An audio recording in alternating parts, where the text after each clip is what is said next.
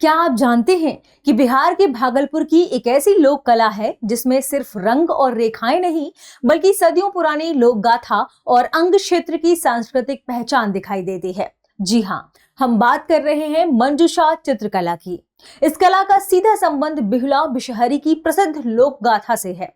अब खास बात यह है कि मंजूषा कला को राष्ट्रीय मंच पर अपनी बात रखने का मौका मिल रहा है और इसके वरिष्ठ कलाकार और मंजूषा गुरु मनोज कुमार पंडित को संसदीय स्थायी समिति के अध्ययन दौरे में आमंत्रित किया गया है।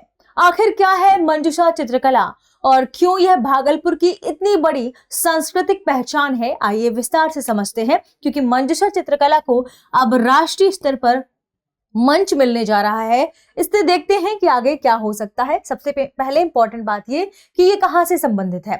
तो भागलपुर की मंजूषा कला को राष्ट्रीय स्तर पर अपनी बात रखने का एक महत्वपूर्ण अवसर मिलने जा रहा है। मंजूषा कला के वरिष्ठ कलाकार और मंजूषा गुरु मनोज कुमार पंडित को संसदीय स्थायी समिति के अध्ययन दौरे में शामिल होने के लिए आमंत्रित किया गया है। यह अध्ययन दौरा 24-25 अगस्त 2026 को गया में प्रस्तावित है।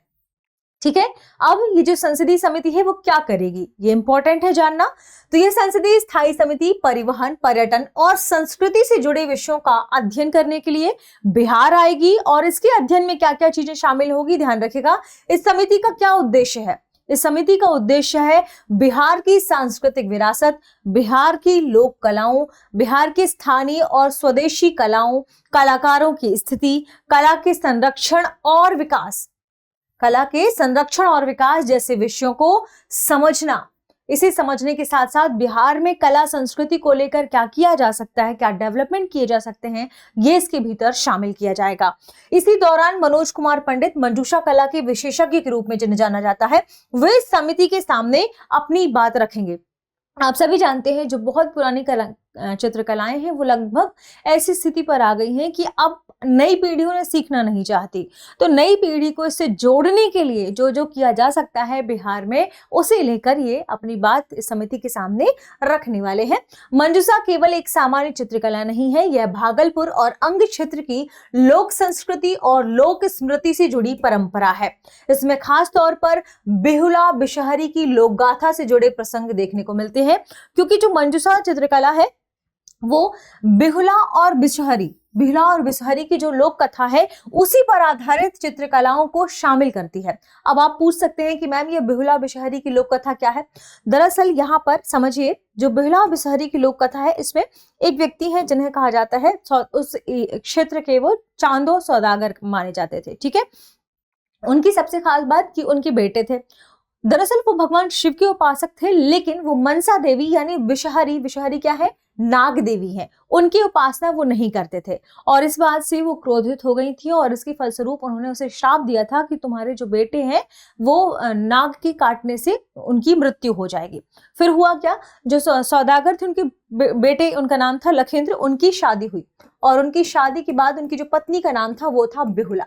लेकिन हुआ क्या, शादी के दिन ही रात को उनके बेटे लखेंद्र को सांप ने काट लिया और उसकी मृत्यु हो गई। लेकिन बिहुला हारी नहीं, वो उसे लेकर नाव में बिठाकर जलमार्ग के माध्यम से नागों के साथ पहुंच गई। कहां?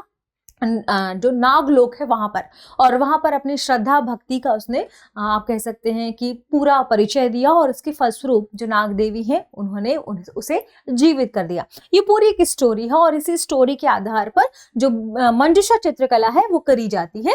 तो जितने भी मंजूषा चित्रकला के कलाकार हैं वो अमूमन देखिए, ये जो नाग देवी है जो कई सारे नागों के आसपास देखिए इस तरीके से बनाया जाता है, भगवान शिव को इस तरीके से बनाया जाता है और ऐसी लोककारी या चित्रकारी इसमें की जाती है।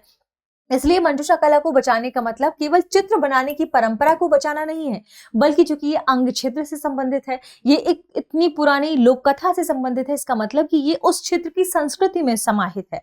तो ये केवल चित्रकला को बचाना नहीं है, बल्कि अंग क्षेत्र की सदियों पुरानी लोक कथाओं, परंपराओं और सांस्कृतिक पहचान को सुरक्षित रखना भी है। और इसीलिए ऐसा माना जा रहा है कि हो सकता है संसदीय समिति के माध्यम से ही अपनी बात रखने के बाद बिहार में मंजूषा कला को कुछ चित्रकला के लिए कुछ अच्छा काम किया जा सके। अब यहाँ पर मनोज पंडित जी की क्या भूमिका है, ध्यान रखिएगा। मनोज कुमार पंडित लंबे समय से मंजूषा कला के संरक्षण और प्रचार प्रसार के लिए काम कर रहे हैं। वे लगातार नई पीढ़ी को भी इस कला का प्रशिक्षण दे रहे हैं ताकि ये कला विलुप्त हो ना जाए। ये कला आगे आने वाली पीढ़ियों तक जो अंग प्रदेश की सांस्कृतिक पहचान है उससे आगे लेकर जाए। और यह इसलिए महत्वपूर्ण है क्योंकि किसी भी लोक कला को जीवित रखने के लिए सिर्फ पुराने कलाकार पर्याप्त नहीं है, बल्कि आगे आने वाली जो पीढ़ी है, जो बच्चे हैं, वो भी उस कलाओं को सीखें। नई पीढ़ी को भी उस कला से जोड़ना काफी जरूरी है और इस वजह से वो संसदीय समिति की बैठक में शामिल होंगे और जो प्रस्ताव रख सकते हैं मंजूषा कला को बचाने को लेकर वो रखेंगे। अब थोड़ा सा मंजूषा कला के बारे में समझते हैं। मंजूषा चित्रों में मुख्य रूप से बिहला बिशहरी की लोक कथा को चित्रों के माध्यम से प्रस्तुत किया जाता है। इसमें सांप, फूल, देवी देवताओं और लोक कथा से जुड़े विभिन्न प्रतीकों का इस्तेमाल किया जाता है। अमूमन आपने देखा होगा कि जब आप मंजूषा कला देखेंगे तो सुंदर सुंदर फूल के डेकोरेशन होगी। इसके अलावा कुछ सांप जैसे, क्योंकि इसमें विषहरी क्या है, मनसा देवी क्या है, नाग देवी है, तो सांपों का स्ट्रक्चर आपको इसमें देखने को मिलेगा। ठीक है, मंजूषा का अर्थ होता है एक पवित्र डिब्बा या पात्र। ठीक है, परंपरागत रूप से विहला विषहरी से जुड़े अनुष्ठानों में मंजूषा का विशेष महत्व रहा है, इसलिए मंजूषा कला इंपॉर्टेंट है। मंजूषा कला का क्षेत्र क्या है, भागलपुर और अंग क्षेत्र जो कि बिहार में है। प्रमुख विषय है इसका बिहला विषहरी की लोक कथा। प्रमुख प्रतीक इसमें माने जाते हैं नाग, सर्प और विषहरी, ध्यान रखिएगा। और विशेषता क्या है इसकी कि लोक कथा धार्मिक विश्वास और स्थानीय संस्कृति का चित्रात्मक रूप प्रदर्शित करता है।